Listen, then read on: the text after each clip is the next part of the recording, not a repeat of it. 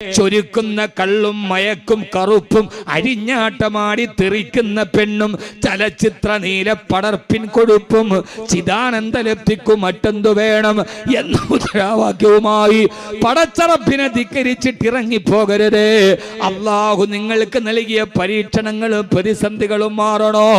ഇതേവരെ ചെയ്തു പോയ തെറ്റുകളെ ഓർത്ത് പടച്ചറപ്പിന്റെ മുമ്പിൽ പശ്ചാത്തപിക്കുന്ന ഹൃദയമുണ്ടായി അള്ളാഹുവിനോട് ഇസ്തിഗ്ഫാർ ചൊല്ലണേ. വയാ ഖൗമി ഇസ്തഗ്ഫിറൂ റബ്ബക്കും, ഓ ജനങ്ങളെ അള്ളാഹുവിനോടുള്ള ഇസ്തിഗ്ഫാറിനെ വർദ്ധിപ്പിക്കുക. അസ്തഗ്ഫിറുല്ലാഹൽ അലീം ചൊല്ലേ. ഒരു ഇൽമ നമ്മൾ പഠിച്ചാൽ അപ്പ തന്നെ പ്രാവർത്തികമാക്കണ്ടേ.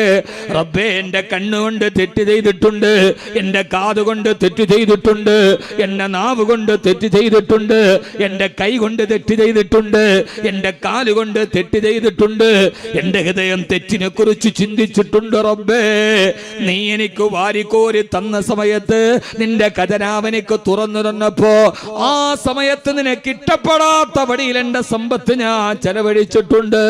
ഇന്ന് ഞാൻ കടങ്ങളിലാണ് റബ്ബേ. അപമാന ഭാരത്താൽ എന്നെ നാട്ടിൽ എനിക്ക് നിൽക്കാൻ പോലും കഴിയില്ല. ഇക്കഴിഞ്ഞ 26-ാം തീയതി എല്ലാ ഇംഗ്ലീഷ് മാസവും അവസാന വ്യാഴാഴ്ച അസർ കഴിഞ്ഞ് ഹംദാൻ ഫൗണ്ടേഷൻ എന്ന ഈ വിനീതന്റെ സ്ഥാപനത്തിൽ 150 ഹാഫിളീങ്ങൾ ഒരു മാസം 100 ഖത്മുൽ ഖുർആൻ ഓതി. ആ 150 ഹാഫിളീങ്ങളുടെ നടുവിൽ വെച്ച് നടക്കുന്ന ജൽസത്തുൽ ഖുർആൻ എന്ന വലിയ ഒരു ഇജാബത്തുള്ള ദുആയുടെ മജ്‌ലിസ് നടക്കുന്നുണ്ട്. ആ മജ്‌ലിസിൽ പങ്കെടുക്കാൻ എറണാകുളം ജില്ലയിൽ നിന്ന് വന്നൊരു സഹോദരൻ എന്നോട് പറഞ്ഞത്, ഉസ്താദേ, കടം കാരണം വലിയ കോടീശ്വരനായിട്ട് ജീവിച്ചതാ, ഗൾഫിലെ ബിസിനസ് തകർന്നു, കൂടെ കൂടിയവര് ചതിച്ചു, ഇപ്പൊ ഞാൻ വലിയ കടക്കാരനാണ്. എന്റെ നാട്ടിലെ പള്ളിയിൽ ഞാൻ ജുമുഅ കൂടിയിട്ട് 3 വർഷമായി. കടക്കാരെ കാരണം എനിക്ക് നാട്ടിലെ പള്ളിയിൽ ജുമുഅ നമസ്കരിക്കാൻ കഴിയുന്നില്ലെന്ന് പറഞ്ഞ ആ സഹോദരന്റെ വാക്കുകൾ ഞാൻ ഓർത്തുപോവുകയാണ്. അല്ലാഹു അദ്ദേഹത്തിന്റെ കടം അല്ലാഹു വീട്ടിൽ കൊടുക്കുമാറാകട്ടെ. എന്റെ പ്രിയപ്പെട്ട സഹോദരാ, റബ്ബ് നമുക്ക് വാരിക്കോരി തന്നപ്പോ പലതിനും ചെലവഴിച്ചില്ലേ? പെങ്ങളെ, ഗൾഫിൽ നിന്ന് ഭർത്താവ് അയച്ചു തന്നത് ക്രമത്തിലധികം കുടിച്ചുകൂടിയപ്പോ ധാരാളം അനാവശ്യങ്ങൾ നമ്മുടെ വീടിന്റെ ഉള്ളിൽ അരങ്ങേറിയില്ലേ? നമ്മുടെ കുടുംബത്തിൽ ഉണ്ടായില്ലേ? അല്ലാഹുവേ, അല്ലാഹുവേ, നീ തന്ന സമയത്ത് നിന്നോട് എനിക്ക് നന്ദി കാണിക്കാൻ കഴിഞ്ഞില്ല യജമാനനെ. പൊറുക്കുന്ന റബ്ബേ, മറക്കുന്ന റബ്ബേ, അല്ലാഹുവേ, നീ പൊറുക്കുന്നവനാണ്, നീ മറക്കുന്നവനാണ്. അല്ലാഹുവേ, നിന്നോട് ഞാൻ ഖേദിച്ച് നടക്കുന്നു. അസ്തഗ്ഫിറുല്ലാഹൽ അലീം, അസ്തഗ്ഫിറുല്ലാഹൽ അലീം, അസ്തഗ്ഫിറുല്ലാഹൽ അലീം. നിങ്ങളുടെ ജീവിതത്തിൽ ഇസ്തിഗ്ഫാറിനെ വർദ്ധിപ്പിക്കണം. കുടുംബത്തിൽ നിങ്ങളുടെ വീടിന്റെ ഉള്ളിലെ പെണ്ണുങ്ങൾ ഇസ്തിഗ്ഫാർ വർദ്ധിപ്പിക്കണം. നിങ്ങളുടെ മക്കളുടെ ചുണ്ടിൽ ഇസ്തിഗ്ഫാർ ആവണം. നിന്റെ ചുണ്ടിൽ നിന്ന് സിനിമ പാട്ട് മാറി, നിന്റെ ചുണ്ടിൽ നിന്ന് അശ്ലീലം മാറി. ഏത് സമയത്ത് ഒഴിവ് കിട്ടുമ്പോഴൊക്കെ ഓട്ടോറിക്ഷ ഓടിക്കുമ്പോഴും ചൊല്ലാമല്ലോ, വീട്ടു ജോലി ചെയ്തുകൊണ്ടിരിക്കുമ്പോഴും ചൊല്ലാമല്ലോ, കടയിലിരിക്കുമ്പോഴും ചൊല്ലാമല്ലോ. കടയിലെ കച്ചവടം കുറഞ്ഞു പോയി, ആ കൗണ്ടറിൽ ഇരിക്കുമ്പോ ചൊല്ലാമല്ലോ. പെങ്ങളെ, വീടിന്റെ പുറകിലിരുന്ന് അരി അരക്കുമ്പോഴും മുളകരക്കുമ്പോഴും ചൊല്ലാമല്ലോ. അസ്തഗ്ഫിറുല്ലാഹൽ അലീം, അസ്തഗ്ഫിറുല്ലാഹൽ അലീം, അസ്തഗ്ഫിറുല്ലാഹൽ അലീം. രണ്ടാമത്തെ കാര്യം ഇസ്തിഗ്ഫാറിനെ വർദ്ധിപ്പിക്കുക. എന്ത് ചെയ്യാ? പറയ്, ഉറക്കെ പറയും. അസ്തഗ്ഫിറുല്ലാഹൽ അലീം, അസ്തഗ്ഫിറുല്ലാഹൽ അലീം, അസ്തഗ്ഫിറുല്ലാഹൽ അലീം. ഇസ്തിഗ്ഫാറിനെ വർദ്ധിപ്പിക്കുക. മനസ്സിലായോ? ഇപ്പൊ എത്രയായി? 2. വിശദീകരിച്ച് പറയാൻ സമയം. ഇസ്തിഗ്ഫാറിന്റെ സംഭവങ്ങളൊക്കെ ഒത്തിരി പറയാനുണ്ട്, പക്ഷെ പറയാനുള്ള സമയം നമ്മുടെ മുമ്പിൽ. 5 പറഞ്ഞിട്ട് പോണ്ടേ? ലാസ്റ്റ് ദിവസമല്ലേ? അള്ളാഹു നമ്മളെ കബൂലാക്കട്ടെ. മൂന്നാമത്തേത് സ്വലാത്തുല്ലാഹ് സലാമുല്ലാഹ് അലാ ത്വാഹ റസൂലില്ലാഹ് സ്വലാത്തുല്ലാഹ് സലാമുല്ലാഹ് അലാ യാസീൻ ഹബീബില്ലാഹ് സ്വലാത്തുല്ലാഹ്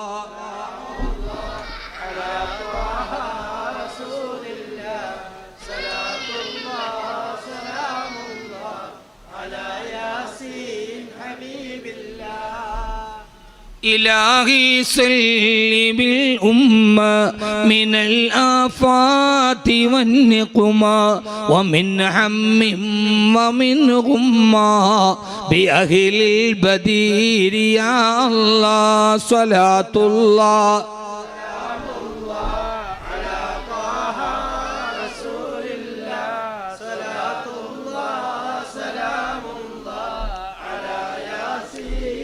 بسم الله الرحمن الرحيم ومن يتق الله يجعل له مخرجا ويرزقه من حيث لا يحتسب മൂന്നാമത്തെ പ്രതിവിധി കത്തണം പറഞ്ഞേ പറഞ്ഞ മനസ്സിലാവണില്ലേ ഖുർആനാണ് പറഞ്ഞ വേറൊന്നുമില്ല ഇത് ബാക്കവീന്റെ വകയല്ല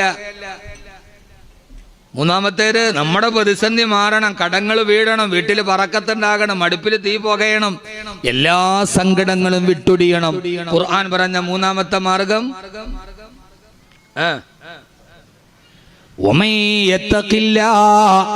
ആര് അല്ലാഹുവിനെ ഭയന്ന് ജീവിക്കുന്നുവോ അല്ലാഹു അവന് പുറത്ത് കിടക്കാൻ ഒരു വഴി കാണിച്ചു കൊടുക്കുമത്രേ ഇത് ഖുർആനാണ് ഇത് നന്നായിട്ട് മനസ്സിലാക്കണം നമ്മൾ ആര് അല്ലാഹുവിനെ ഭയന്ന് ജീവിക്കുന്നുവോ അവൻ അല്ലാഹു ഈ പ്രതിസന്ധിയിൽ നിന്ന് പുറത്തു കടക്കാനുള്ള വഴി കൊടുക്കും മഖ്റജ എന്ന് പറഞ്ഞാല് നമ്മളിപ്പോ സൗദിയിലൊക്കെ പോകുമ്പോ ഗൾഫ് രാഷ്ട്രങ്ങളിൽ പോകുമ്പോ നമുക്ക് ഹൈവേയില് നമ്മുടെ മാതിരിയല്ല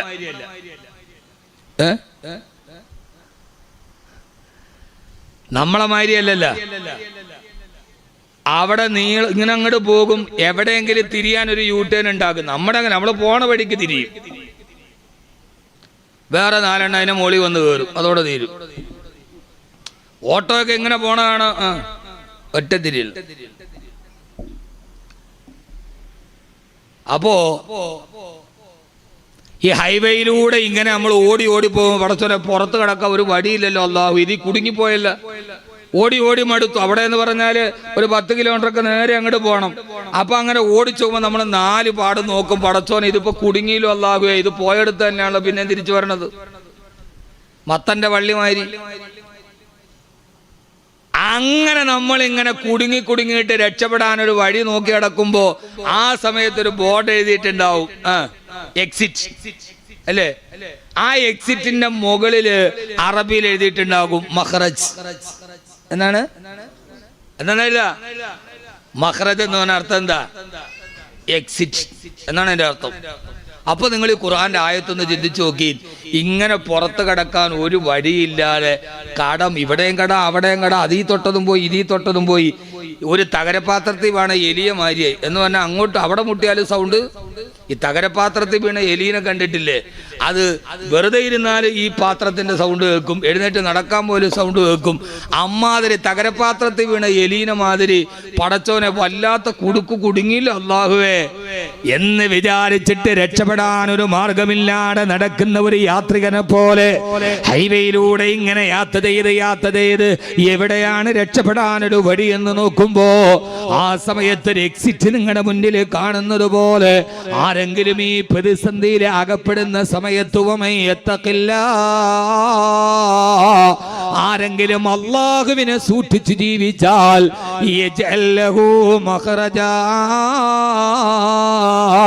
അല്ലാഹുവിനെ രക്ഷപ്പെടാനുള്ള ഒരു എക്സിറ്റ് തുറന്നു കൊടുക്കുമത്രേ അവൻ ഉദ്ദേശിക്കാത്ത വഴിയിലൂടെ പടച്ചറപ്പവന് റിസ്ക് നൽകുമത്രേ എന്ന് പറഞ്ഞാൽ അതിന്റെ അർത്ഥമെന്താ?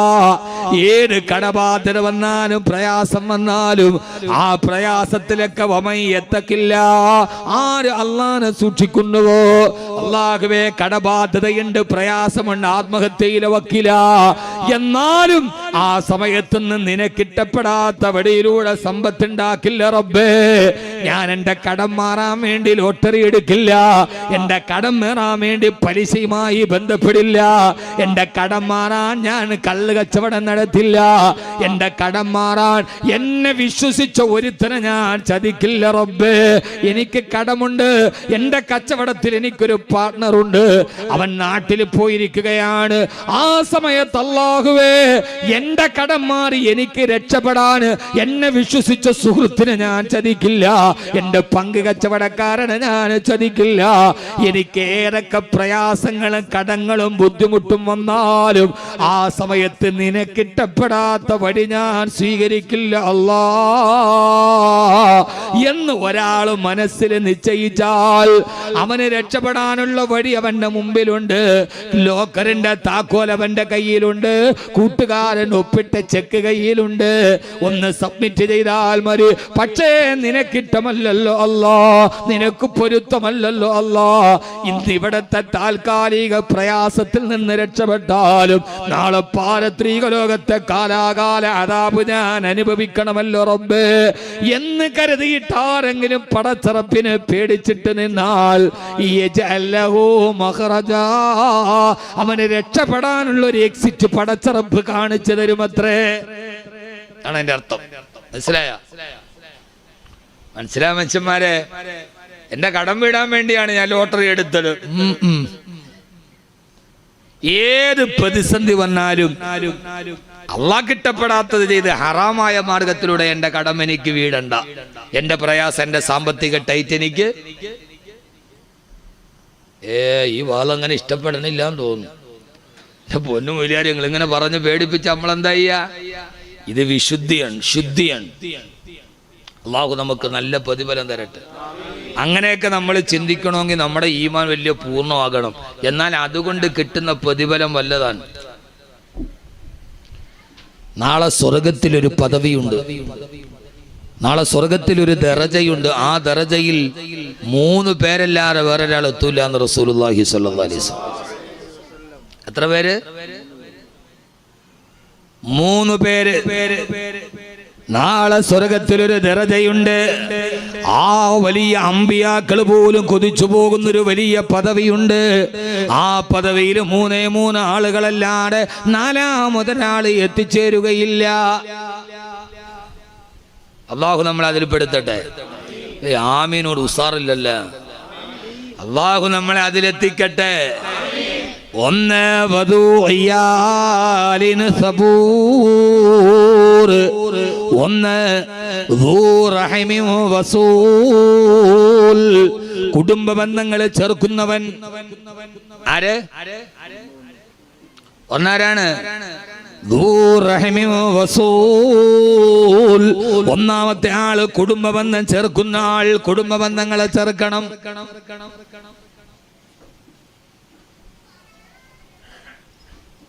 അല്ലാഹു തൗഫീഖ് നൽകട്ടെ. സമയമില്ലല്ലോ. 1 കുടുംബ ബന്ധം ചേർക്കുന്ന ആൾ. 2ാമത്തേത് വാപ്പയുമായി വഴിയുള്ള കുടുംബ ബന്ധം, ഉമ്മ വഴിയിലുള്ള കുടുംബ ബന്ധം, അങ്ങനെയുള്ള ബന്ധങ്ങളെല്ലാം ചെറുക്കുന്ന ആൾ. അല്ലാഹു സുബ്ഹാനഹു വ തആല തൗഫീഖ് നൽകട്ടെ. സഹോദരങ്ങൾ തമ്മിലുള്ള ബന്ധം, ആങ്ങളെയും പെങ്ങളെയും തമ്മിലുള്ള ബന്ധം, അല്ലാഹു സുബ്ഹാനഹു വ തആല ആ ബന്ധങ്ങൾ പൂർത്തീകരിക്കാൻ അല്ലാഹു നമുക്ക് തൗഫീഖ് നൽകി അനുഗ്രഹിക്കുമാറാകട്ടെ. രണ്ടാമത്തേത് വദൂഇയാലിന് സബൂർ. കടബാധ്യതകളേറെയുണ്ട്, പ്രയാസങ്ങളുണ്ട്, പ്രതിസന്ധികളുണ്ട്. തലയിലെടുക്കാം തൊന്നെടുത്താൽ പൊങ്ങാത്ത ബാധ്യതകളുണ്ട്. എന്നാൽ എല്ലാ കടങ്ങളും പ്രയാസങ്ങളും ഉള്ളതോടുകൂടെ തന്നെ തൻ്റെ ഭാര്യയ്ക്കും തൻ്റെ വാപ്പാക്കും ഉമ്മാക്കും തൻ്റെ മക്കൾക്കും ഹറാമ് തീറ്റിക്കാത്ത ഗൃഹനാഥൻ.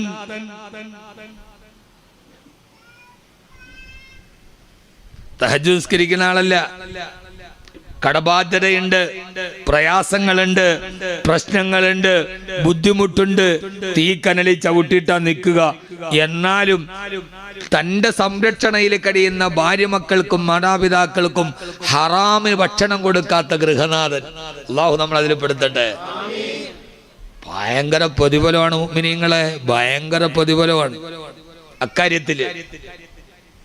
ഹറാമ് ഹലാല് തമ്മിലൊരു വേർതിരിവ് വേണം സമ്പത്തിന്റെ കാര്യത്തിൽ, ഇല്ലെങ്കിൽ നമ്മുടെ സമ്പത്ത് മുഴുവൻ അശുദ്ധമാവും. ഹറാമും ഹലാലും തമ്മിൽ കൂട്ടിക്കുടയ്ക്കരുത്, ഹലാല് മാത്രമേ ഉപയോഗിക്കാവൂ. എന്ത് പ്രതിസന്ധി വന്നാലും എൻ്റെ ഭാര്യ മക്കൾക്ക് ഒരു തുള്ളി ഹറാമ് കൊടുക്കില്ല എന്ന് തീരുമാനം എടുക്കണം. ഇൻഷാ അല്ലാഹ് ഉറക്കപ്പറ ഇൻഷാ. ഓ അത്ര ഒരു ഉറക്കൊന്നും ഇല്ല. ഇൻഷാ അല്ലാഹ് ഉറക്കപ്പറയും. ഇൻഷാ അല്ലാഹ് 2 സൈസ് ഉണ്ട്. ഒന്ന് ഇൻഷാ അല്ലാഹ് ഇസ്രായേലി ബനു ഇസ്രായേൽ പറഞ്ഞ ഇൻഷാ അല്ലാഹ് ഖുർആനാണ്.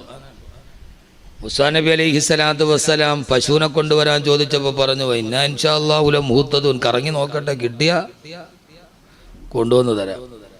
അത് ബനു ഇസ്രായേൽ ഇൻഷാ അല്ലാഹ് കറങ്ങിയൊക്കെ നോക്കട്ടെ മൂസാ നബി, എവിടെയൊക്കെ കിട്ടിയ കൊണ്ടുവന്ന് തരാം. ഇത് ബനു ഇസ്രായേൽ ജൂതന്മാർ പറഞ്ഞ ഇൻഷാ അല്ലാഹ്, നോക്കട്ടെ ഉസ്താദെ സൗകര്യമൊക്കെ ഒത്തു വന്ന. രണ്ടാമത്തേത് ഇൻഷാ അല്ലാഹ് ഇസ്മായിലിയാണ്. ഇസ്മായിൽ നബി പറഞ്ഞ ഇൻഷാ അല്ലാഹ് മലത്തിൽ കിടത്തിയിട്ട് കടുത്തിറക്കട്ടെ മോനേന്ന് ചോദിച്ചപ്പോൾ ബാപ്പാന്റെ മുഖത്ത് നോക്കിയിട്ട് ആർക്ക് വാപ്പാ സതജിദുനി ഇൻഷാ അല്ലാഹു മിനസ് സാബിരീൻ. അല്ലാഹ് തൗഫീഖ്, നമ്മൾ 2 പേരും സ്വർഗ്ഗത്തിലാണ് ഇൻഷാ അല്ലാഹ്. ആ ഇൻഷാ അല്ലാഹ് ഇസ്മായിൽ നബിയുടെ ഇൻഷാ അല്ലാഹ്. അപ്പൊ ഇൻഷാ അല്ലാഹ് 2 എണ്ണം ഉണ്ടെന്ന് ഖുർആൻ. ഒന്ന് ഇൻഷാ അല്ലാഹ് ഇസ്രായേലി, ഒന്ന് ഇൻഷാ അല്ലാഹ് ഇസ്മായിൽ. ഇതിലിപ്പോ നിങ്ങൾ ഏതാ പറഞ്ഞത്? പറയണ ഇസ്മായിലി. ഇൻഷാ അല്ലാഹ് ഇസ്മായിൽ നബിയുടെ ഇൻഷാ അല്ലാഹ് ആണ് മുസ്ലിമിന്റെ ഇൻഷാ അല്ലാഹ്, മറ്റേത് ഇസ്രായേലിൻ്റെതാണ്. അല്ലാഹു നമുക്ക് തൗഫീഖ് നൽകട്ടെ.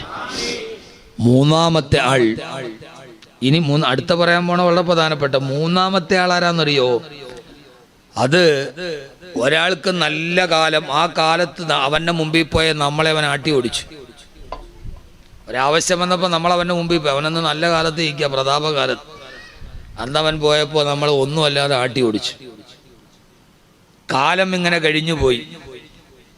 കാലം എല്ലാവർക്കും ഉള്ളതല്ലല്ലോ. അൽ ഹർബു ബൈനനാ സിജാൽ ഫയൗമുൻ ലനാ വയൗമുൻ അലൈനാ. ഒരു ദിവസം നിനക്കാണെങ്കിൽ ഒരു ദിവസം എനിക്കാണ്.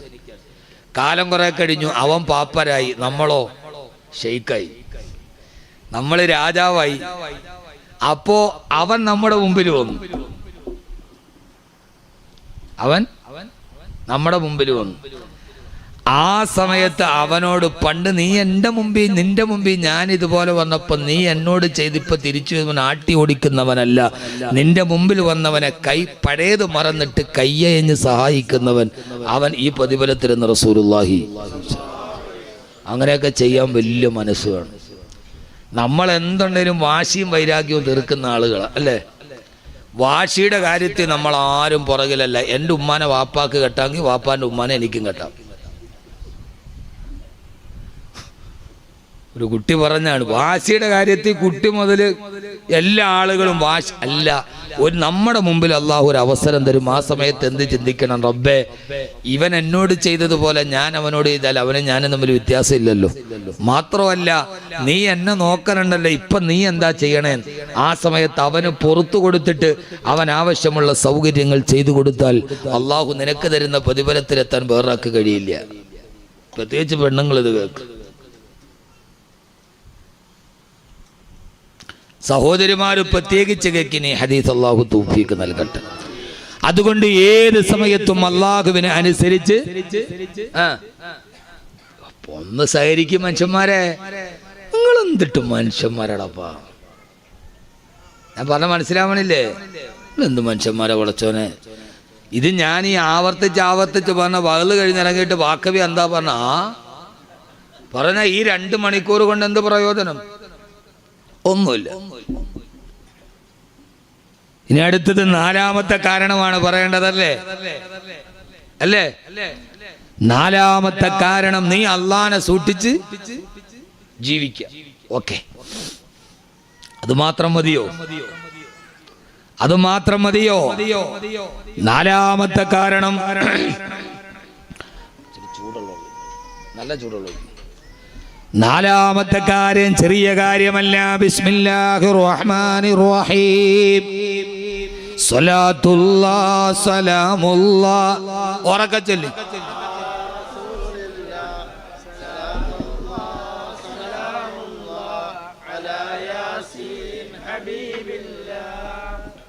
അല്ലാഹു നാം ചൊല്ലിയ സ്വലാത്തിനെ സ്വീകരിക്കട്ടെ. ഇടയ്ക്കൊരു ഉന്മേഷവുമാകും, 10 സ്വലാത്തിന്റെ കൂലിയും കിട്ടും. റാഹത്താണ്. ഞാൻ പറഞ്ഞ 3 കാര്യം ഓർമ്മയില്ലേ? ആ 3 ഓർമ്മയുള്ളവരൊന്ന് കൈപൊക്കിക്കാൻ നോക്കട്ടെ. ഒന്ന് കൈപൊക്ക്, 2 കൈയും പൊക്ക്. നേരെ പൊക്ക്. ഇതിൽ മരച്ചീനയുടെ കമ്പിരിക്കണവർ ഇങ്ങനെ നേരെ ഇങ്ങനെ താഴ്ത്തിയിട്. ഒന്നുമില്ല, ഒന്ന് റീഫ്രഷ് ചെയ്യാൻ വേണ്ടി. പുറക്കൊക്കെ പോയില്ലേ? ഒന്ന് റീഫ്രഷ് ചെയ്യാൻ വേണ്ടിയുള്ളൊരു മൂവ്മെന്റ് ആണ്. അത്രേ ഉള്ളൂ. വേറെ ഒരു സർജിക്കൽ സ്ട്രൈക്ക്. കേൾക്കുമ്പോൾ തന്നെ പേടിയാ ഭാരതീയന്. നാലാമത്തെ കാര്യം നിന്റെ തഖ്വ മാത്രമല്ല. ബിസ്മില്ലാഹിർ റഹ്മാനിർ റഹീം. വഅ്മുർ അഹ്ലക ബിസ്സലാ വസ്തബിർ അലൈഹാ ലാ നസ്അലുക റിസ്ഖാ നഹ്നു നർസുഖുക വൽ ആഖിബതു ലിത്തഖ്വാ. അല്ലാഹു സുബ്ഹാനഹു വ തആല വിശുദ്ധമായ ഖുർആനിലൂടെ അല്ലാഹു നമ്മോട് പറയുന്ന ഏറ്റവും പ്രധാനപ്പെട്ട ഒരു കാര്യമാണ്. അല്ലാഹു സുബ്ഹാനഹു വ തആല നമുക്ക് നൽകിയ പ്രതിസന്ധികളെ മുഴുവനും മറികടന്നിട്ട് നാളെ എല്ലാവിധ പ്രയാസങ്ങളും മാറി സമാധാനത്തോടെ ജീവിക്കാൻ കഴിയണോ? അങ്ങനെ ജീവിക്കണമെങ്കിൽ നിനക്ക് മാത്രം അല്ലാഹുവിനെ പേടിയുണ്ടായാൽ പോരാ. ഓരോ ഗൃഹനാഥന്മാർക്ക് നിർബന്ധമാണ് വഅ്മുർ അഹ്ലക ബിസ്സലാ. നിന്റെ വീട്ടിലിരിക്കുന്ന പെൺകുട്ടികളോടും ആൺകുട്ടികളോടും നിന്റെ വീട്ടുകാരോടും മുഴുവനും നമസ്കാരം നിർബന്ധമാക്കി കൊടുക്കണേ. അവരോട് നമസ്കരിക്കാൻ പറയണമെന്ന് മാത്രമല്ല, നിന്റെ വീട്ടുകാരോട് മുഴുവനും നമസ്കരിക്കാൻ കൽപ്പിക്കണേ. ആ നമസ്കാരം റമളാനിൽ മാത്രമല്ല, വസ്തബിർ അലൈഹാ. ആ നമസ്കാരത്തിന് മേൽ നിത്യമായി നിലനിൽക്കാൻ നിങ്ങൾ ബദ്ധശ്രദ്ധാലുക്കളാകണേ.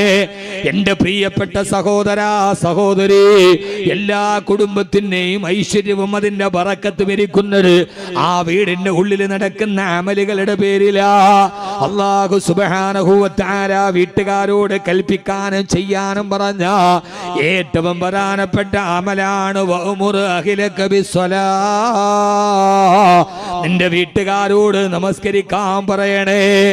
ഓരോ ദിവസവും നമ്മൾ സുബഹിക്ക് പള്ളിയിലേക്ക് പോകാൻ പോകുമ്പോ ആ സമയത്ത് നിന്റെ ഭാര്യ സുബഹി നമസ്കരിച്ചു എന്ന് നീ ഉറപ്പുവരുത്തണം. പ്രായപൂർത്തിയായ നിന്റെ പെൺമക്കളും നിന്റെ ആൺമക്കളും നമസ്കാരം നിർവഹിക്കുന്നുണ്ടെന്ന് ഉറപ്പുവരുത്തണേ. അല്ലാഹു സുബ്ഹാനഹു വ തആല അതൊരു ഗൃഹനാഥനെ നിർബന്ധമാക്കിയൊരു ജോലിയാണല്ലോ. എന്റെ പ്രിയപ്പെട്ട സഹോദരാ, ഇന്ന് ആധുനികതയുടെ നടുവിൽ കിടന്ന് കൂത്താടുമ്പോ എത്ര വീടുകളിലാണ് നമ്മുടെ പെൺമക്കൾക്ക് നിസ്കാരമുള്ളത്? എത്ര ആൺമക്കളാണ് നിസ്കാരം നിർവഹിക്കുന്നത്? ആരുടെയൊക്കെ ഗൃഹാന്തരീക്ഷത്തിന്റെ ഉള്ളിലാണ് പടച്ചിറപ്പിന് ഇഷ്ടമുള്ളത് നടക്കുന്നത്? ഹബീബായ നബി മുഹമ്മദ് മുസ്തഫ ഉറക്കെ ഹബീബായ നബി മുഹമ്മദ് മുസ്തഫ സല്ലല്ലാഹു അലൈഹി വസല്ലമ ഇത് ഓരോ രക്ഷകർത്താക്കളുടെ പിതാക്കന്മാരുടെ ബാധ്യതയാണ്. ആരുടെ ബാധ്യതയായത്? രക്ഷകർത്താവാരാ? അതാണല്ലോ ഏറ്റവും വലിയ പ്രശ്നം. നമ്മുടെ വീട്ടിലെ രക്ഷകർത്താവാരാ? അവിടെയല്ലേ പ്രശ്നം വരിക. ആരുടെ ബാധ്യതയായത്? ഇങ്ങോട്ട് നോക്ക്. ആരുടെ ബാധ്യതയായത്? ആണുങ്ങളുടെ ബാധ്യതയല്ലേ? പിതാക്കന്മാരുടെ ബാധ്യതയാണ്. നിന്റെ വീട്ടിലെ ഭാര്യമാര് നിസ്കരിക്കുന്നുണ്ടോ? പെൺമക്കള് നിസ്കരിക്കുന്നുണ്ടോ? അവര് ഹിജാബ് ധരിക്കുന്നുണ്ടോ? അവര് തലമറക്കുന്നുണ്ടോ? അവരെ ഹറാമിൽ നിന്ന് മാറി നിൽക്കുന്നുണ്ടോ എന്നൊക്കെ ചിന്തിക്കലും പറയലും ഒക്കെ പിതാക്കന്മാരുടെ ബാധ്യതയാണ്. അല്ലേ? ആണോ അല്ലയോ? അത് എന്റെ വീട്ടിലെല്ലാം നടക്കുന്നുണ്ട് ഉസ്താദേ. അങ്ങനെ ലാഘവത്വത്തോടെ പറയരുത്. ഹബീബായ നബി മുഹമ്മദ് മുസ്തഫ സല്ലല്ലാഹു അലൈഹി വസല്ലമയുടെ കരളിന്റെ കഷണമായിരുന്ന അല്ലാഹുവിന്റെ റസൂലിന്റെ കൽബിലേക്ക് പടന്നു കയറിയ പൊന്നുമോളാണല്ലോ ഫാത്തിമ. ഫാത്തിമ റളിയല്ലാഹു തആല അൻഹാ, മഹദിയായ ഫാത്തിമ റളിയല്ലാഹു തആല അൻഹാ അല്ലാഹുവിന്റെ റസൂലിന്റെ ശിക്ഷണത്തിൽ ജീവിച്ച ഖദീജ റളിയല്ലാഹു തആല അൻഹയുടെ പൊന്നുമോള. ആദ്യം കിട്ടിയ പെൺമക്കൾ ഓരോരുത്തരായി മക്കളൊക്കെ മരണപ്പെട്ടു പോകുമ്പോഴും ഹബീബായ നബി സല്ലല്ലാഹു അലൈഹി വസല്ലമയുടെ വഫാത്ത് വരെ ജീവിച്ചിരുന്ന പൊന്നുമോളാണല്ലോ ഫാത്തിമ. എന്ന് പറഞ്ഞാലും മരണപ്പെടുന്ന സമയത്ത് 20.5 വയസ്സാണ് ഫാത്തിമ റളിയല്ലാഹു അൻഹയുടെ പ്രായമുള്ളത്. എന്നെ കേൾക്കാൻ ഇവിടെ എത്തിയ പ്രിയപ്പെട്ട ഉമ്മമാരോട് കേൾക്കണേ നിങ്ങൾ, ഫാത്തിമയെ സ്വർഗത്തിന്റെ കൂട്ടുകാരിയുടെ ലലനാമണി ഫാത്തിമ, മഹിതാമണി ഫാത്തിമ. ലാഹോറിലെ അടിച്ചുതളി കാരണം പെഷവാറിലെ ചെരുപ്പ് കുത്തിക്കും ഒരേപോലെ പ്രിയങ്കരിയായ ഫാത്തിമ. ആ ഫാത്തിമ റളിയല്ലാഹു തആല അല്ലാഹുവിന്റെ റസൂലിന്റെ പൊന്നുമോളാണ്. ഏത് സമയത്തും ഒരൊറ്റ ദിവസം പോലും തന്നെ മകളുടെ വീട്ടിൽ പോകാതെ അല്ലാഹുവിന്റെ റസൂൽ എന്ന പിതാവ് പള്ളിയിലേക്ക് പോയിട്ടില്ല.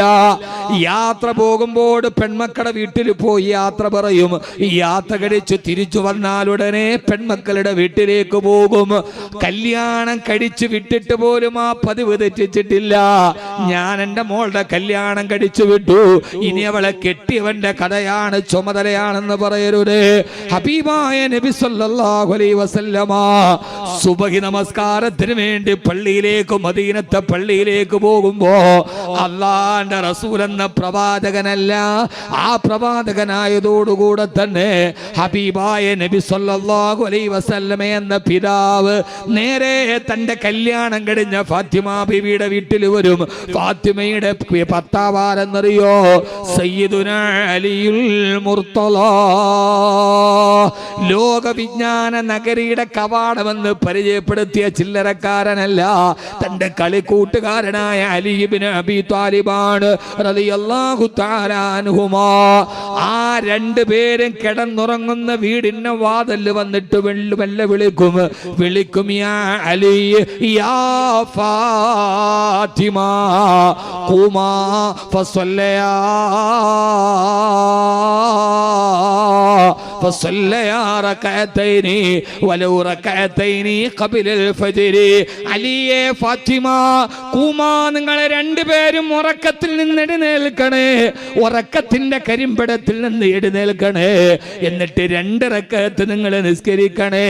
വലൗ റക്അതൈനി ഖബിലൽ ഫജ്ർ, അത് സുബഹിക്ക് മുമ്പുള്ള 2 റക്അത്ത് തഹജ്ജുദ് നിസ്കാരമാണെങ്കിൽ ശരി. ഫാത്തിമ അലിയെ നിങ്ങൾ രണ്ടുപേരും എഴുന്നേറ്റ് നിസ്കരിക്കണേ എന്ന് പറഞ്ഞിട്ട്. നല്ല രസമാണ് ഈ സംഭവം. ഒരു വാപ്പ എങ്ങനെയാണ് കുടുംബത്തെ മുന്നോട്ട് കൊണ്ടുപോയത്. ഇങ്ങനെ പിതാവിന്റെ കണ്ണും കാതും ശ്രദ്ധയുള്ള കുടുംബത്തിലാണ് റിസ്കിന്റെ വിശാലതയുള്ളത്. എന്നിട്ട് അല്ലാഹുവിന്റെ റസൂലും മദീനത്തെ പള്ളിയിൽ തഹജ്ജുദ് നിസ്കരിക്കാൻ പോയി. നിസ്കാരം കഴിഞ്ഞ് തഹജ്ജുദ് നിസ്കരിച്ചിട്ട് വീണ്ടും പള്ളിയിൽ നിന്നിറങ്ങിയിട്ട് തന്റെ മോളുടെ വീട്ടിലേക്ക് വന്നു. എന്നിട്ട് വീണ്ടും വാതിലിൽ വിളിച്ചു, അലി യാ ഫാത്തിമ, അലിയെ ഫാത്തിമ, നിങ്ങൾ രണ്ടുപേരും എഴുന്നേറ്റ് നിസ്കരിച്ചുവോ? അവതുസല്ലിയാവാനി അന്തുമാ, നിങ്ങൾ രണ്ടുപേരും നിസ്കരിച്ചോ? അതല്ല, ഞാൻ വിളിച്ചിട്ട് എഴുന്നേറ്റിട്ട് വീണ്ടും നിങ്ങൾ കിടന്നോ? 2ാമത്തെ പ്രാവശ്യവും വരും. എന്നിട്ട് വീടിന്റെ മുമ്പിൽ വന്ന് നിൽക്കും.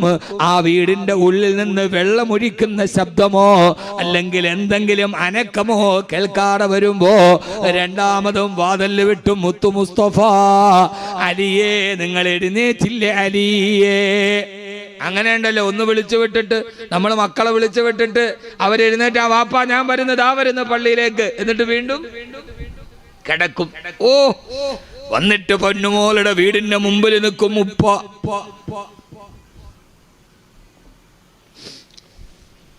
മദീന മുഴുവനും നിശബ്ദമായി കിടക്കുന്ന സുബഹിയുടെ നേരത്ത്, തഹജ്ജുദിന്റെ നേരത്ത് ഒരു ഉപ്പ കല്യാണം കഴിച്ചു വിട്ട് തന്നെ മോളിന്റെ വീടിന്റെ ചാരത്ത് വന്ന് മെല്ലെ നിൽക്കും. വെള്ളമെടുക്കുന്ന ഒതുവെടുക്കുന്ന ശബ്ദം കേൾക്കുകയോ വീടിൻ്റെ ഉള്ളിൽ നിന്ന് അനക്കം കേൾക്കാതിരിക്കുകയോ ചെയ്യുമ്പോ രണ്ടാമതും വിളിക്കും, ഫാത്തിമ നിങ്ങൾ എഴുന്നേച്ചിട്ട് വീണ്ടും കിടക്കുകയോ ഫാത്തിമ. ആ സമയത്ത് രണ്ടാമത് അലി റളിയല്ലാഹു തആല എഴുന്നേറ്റ് വന്നു. എഴുന്നേറ്റ് വന്നിട്ട് പറഞ്ഞു, യാ റസൂലല്ലാഹ്, അല്ലാഹുവിന്റെ ഹബീബേ, നുഫൂസുനാ ബിയദില്ലാഹ്, ഞങ്ങളുടെ രണ്ടുപേരുടെയും ശരീരം അള്ളാഹുവിന്റെ കയ്യിലല്ലേ. ഇൻഷാ അംസകഹു, അവൻ ഉദ്ദേശിച്ച ചിലപ്പോ അവിടെ തന്നെ കിടത്തിക്കളയും. വ ഇൻഷാ, അവൻ ഉദ്ദേശിച്ചാൽ അർസലഹു, ചിലപ്പോൾ അതിനെ വിട്ട് എഴുന്നേൽപ്പിച്ചു കളയും. ഇത് അള്ളാന്റെ കയ്യിലല്ലേ ഞങ്ങളുടെ നഫ്സ്. പടച്ചറപ്പ് ചിലപ്പോ അങ്ങോട്ട് കിടക്കാൻ തോന്നിപ്പിച്ചു കളയും. ഞങ്ങളുടെ സ്വാതന്ത്ര്യത്തിലല്ലല്ലോ നബിയേ. ആദ്യം എഴുന്നേൽപ്പിച്ചു വിട്ടിട്ട് എഴുന്നേൽക്കാട് തന്റെ മരുമകനും മകള് കിടക്കുന്നത് കണ്ട് രണ്ടാമത് വന്ന് വാതിൽ വിട്ടപ്പോ അമ്മോസം കാക്കായോട് മരുമോൻ പറഞ്ഞ മറുപടിയാണിത്. ഇങ്ങനെ ഒരു കുടുംബം ഉണ്ടാവുമോ നബിയെ? ഇതെല്ലാം അല്ലാഹുവിന്റെ കയ്യിലല്ലേ. എഴുന്നേക്കണമെന്ന് കരുതി എഴുന്നേറ്റതാണ്. വീണ്ടും കടന്നുപോയി ഒരു തർക്കവും പറഞ്ഞു, ഇത് അല്ലാഹുവിന്റെ കയ്യിലല്ലേ ഞങ്ങളുടെ ശരീരത്തിന്റെ കടിഞ്ഞാൺ. ഇത് കേട്ട റസൂലുള്ളാഹി സ്വല്ലല്ലാഹു അലൈഹി വസല്ലമ അത് കേട്ടുകൊണ്ട് തിരിച്ചു നടന്നു. ചിരിച്ചുകൊണ്ട് തിരിച്ചു നടന്നിട്ട് തന്റെ തൊടയിൽ ഇങ്ങനെ വലത്തെ കൈകൊണ്ട് മുത്ത് റസൂല് തൊടയിലടിച്ചിട്ട് ഖുർആന്റെ ഒരായത്തോതിയിട്ട് മെല്ലെ ഓതിക്കൊണ്ട് ചിരിച്ചോണ്ട് ഇറങ്ങിപ്പോയത്രേ. വകാനൽ ഇൻസാനു അക്സറ ശൈഇൻ ജദലാ, വകാനൽ ഇൻസാനു അക്സറ ശൈഇൻ ജദലാ. അല്ലാഹു പറഞ്ഞുവല്ലോ, ഈ മനുഷ്യൻ തർക്കിക്കുന്ന കാര്യത്തിൽ അവൻ എന്നും മുമ്പന്തിയിലാണ്.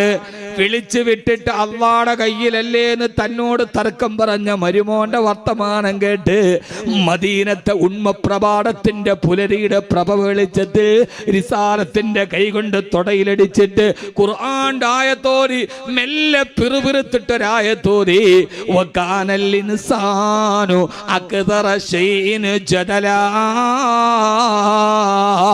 തർക്കത്തിന്റെ കാര്യത്തിൽ ഈ മനുഷ്യൻ എപ്പോഴും മുമ്പിൽ തന്നെ എന്ന് തൊടയിലടിച്ചിട്ട് പള്ളിയിലേക്ക് നിസ്കരിക്കാൻ പോയി. ഹബീബായ നബി മുഹമ്മദ് മുസ്തഫ, ഹബീബായ നബി മുഹമ്മദ് മുസ്തഫ, ഹബീബായ നബി മുഹമ്മദ് മുസ്തഫ സല്ലല്ലാഹു അലൈഹി വസല്ലമ. എൻ്റെ സഹോദരാ, കല്യാണം കഴിച്ചിട്ട് വിട്ടതെന്റെ കരളിന്റെ കഷണത്ത് തഹജ്ജുദ് നിസ്കാരത്തിന് തട്ടി ഉണർത്താമെന്ന മുത്തു റസൂൽ എന്ന പിതാവിനെ നാം മാതൃകയാക്കണം.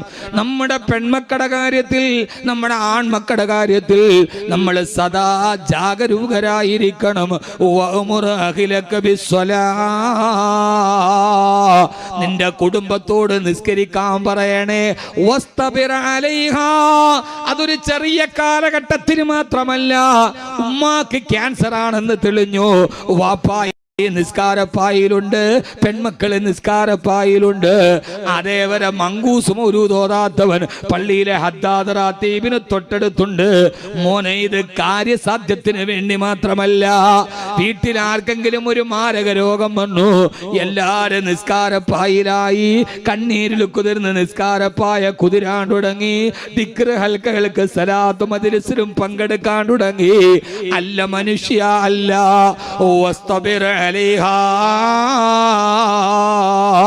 നിന്റെ ക്ഷേമത്തിലും നിന്റെ ക്ഷാമത്തിലും നിന്റെ സങ്കടത്തിലും നിന്റെ സന്തോഷത്തിലും നിന്റെ സന്താപത്തിലും നിന്റെ പ്രയാസത്തിലും നിന്റെ ആകുലതയിലും നിന്റെ വ്യാകുലതയിലും നിന്റെ ആധിയിലും നിന്റെ വ്യാധിയിലും നിന്റെ വ്യതയിലും നിന്റെ ശ്രദ്ധയിലും നിന്റെ ആപത്തിലും നിന്റെ സന്തോഷത്തിലും നിന്റെ പ്രതിസന്ധിയിലും നിന്റെ പരിഭവത്തിലും നിന്റെ പരിതാപത്തിലും ഏത് സമയത്തും നിന്റെ വീട്ടുകളിലെ ഇബാദത്തിനെ നിലനിർത്തണേ. ലാ നസ്അലുക റിസ്ക, എനിക്ക് നീ ഭക്ഷണം തരണ്ണാടിമേ. നഹിനു നർസുഖുക, നിനക്ക് റിസ്ക് നൽകുന്നത് ഞാനാണ്.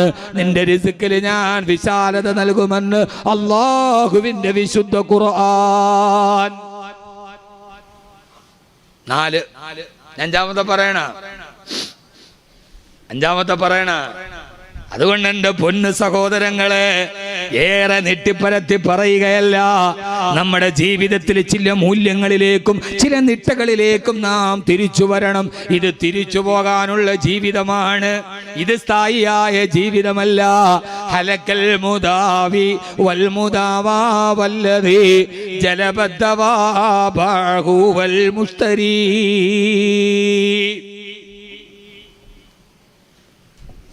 രാവിലെ സുബഹി നിസ്കാരത്തിന് വേണ്ടി പള്ളിയിലോട്ട് പോകുമ്പോ ഉമർ റളിയല്ലാഹു അൻഹുവിന്റെ മകനായ ഇബ്നു ഉമർ റളിയല്ലാഹു തആലാഹു തന്റെ മദീനയിലെ ചെറിയ ഒരു ഓലപ്പുര ഈത്തപ്പനമരത്തിന്റെ ഓല വെച്ച് മെഞ്ഞുകൊണ്ടിരിക്കുകയാണ്.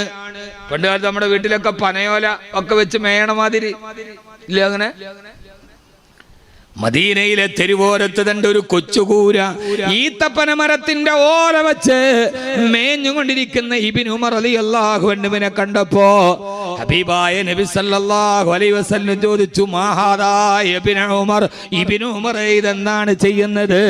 പറഞ്ഞു, നബിയേ, ഞങ്ങൾക്ക് ജീവിക്കാനുള്ള വീടാണിത്. പക്ഷേ ഇബ്നു ഉമറേ വല്ലംറു മുസ്തൈദിൽ, പക്ഷേ കാര്യങ്ങൾ അതിനേക്കാൾ വേഗത്തിൽ കടന്നു പോകുമല്ലോ. ഇവിടെ താമസിക്കുന്നതിന് മുമ്പ് മരണം വന്നാൽ എന്ത് ചെയ്യും ഇബ്നു ഉമറേ?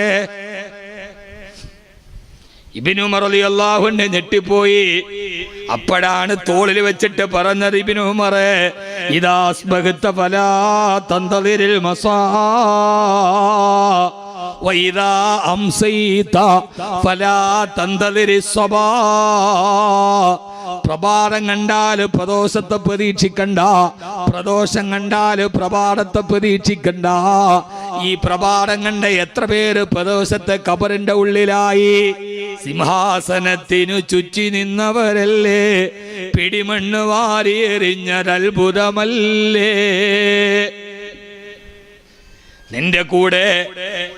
നിന്റെ കൂടെ ചിരിയും കളിയും പറഞ്ഞ് നടന്നവരല്ലേ, നിനക്ക് ആവശ്യമുള്ളതൊക്കെ കൈവെള്ളയിലെ തന്നവരല്ലേ.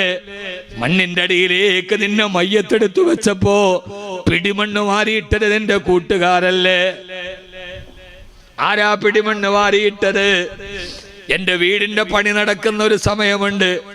ആ സമയത്ത് പണിക്കാരുടെ കൂടെ നടന്നിട്ട് ഞാൻ കുറച്ചാളുകള് പ്രസംഗത്തിന് വിളിക്കാൻ വരുമ്പം വീട്ടിന്റെ ഉമ്മറത്തേക്ക് കയറി അവരോട് സംസാരിച്ചുകൊണ്ടിരിക്കുമ്പോ ആ സമയത്ത് എന്റെ മോൾക്കൊരു 3-3.5 വയസ്സ് പ്രായമാണ്, അല്ലെങ്കിൽ ഒരു 4 വയസ്സ് പ്രായം.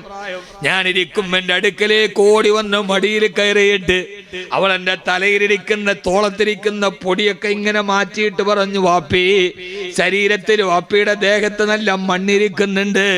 അവള് കുഞ്ഞിളം കൈകൾ കൊണ്ട് ആ മണ്ണ് മുഴുവനും തുടച്ചു മാറ്റി. പക്ഷേ സഹോദരാ, ഇന്ന് ഞാൻ വീട്ടിൽ നിന്ന് ഇറങ്ങുമ്പോ ഇവിടെ പ്രസംഗം കഴിഞ്ഞ് നാളെ രാവിലെ കോഴിക്കോടെത്തണം. അതൊക്കെ പറഞ്ഞിട്ടാണ് വീട്ടിൽ നിന്ന് വന്നത്. അതല്ല, എന്നെ മയ്യത്താണ് വീട്ടിലിരിക്കുന്നതെങ്കിൽ എന്നെ 3 വെള്ളത്തുണിയിൽ പൊതിഞ്ഞിട്ട് പള്ളിക്കാട്ടുണ്ടിലേക്ക് ഇറക്കി വെക്കുമ്പോ എന്റെ ശരീരത്തിൽ നിന്ന് മണ്ണ് തട്ടിമാറ്റി എന്റെ പൊന്നുമോളുടെ കൈവെള്ളയിൽ ആരെങ്കിലും ഒരു പിടി മണ്ണ് കൊടുക്കില്ലേ? തട്ടിമാറ്റ ഉപ്പാടെ ശരീരത്തിലേക്ക് അവള് പിടിമണ്ണ് വാരി എറിഞ്ഞിട്ട് തരില്ലേ?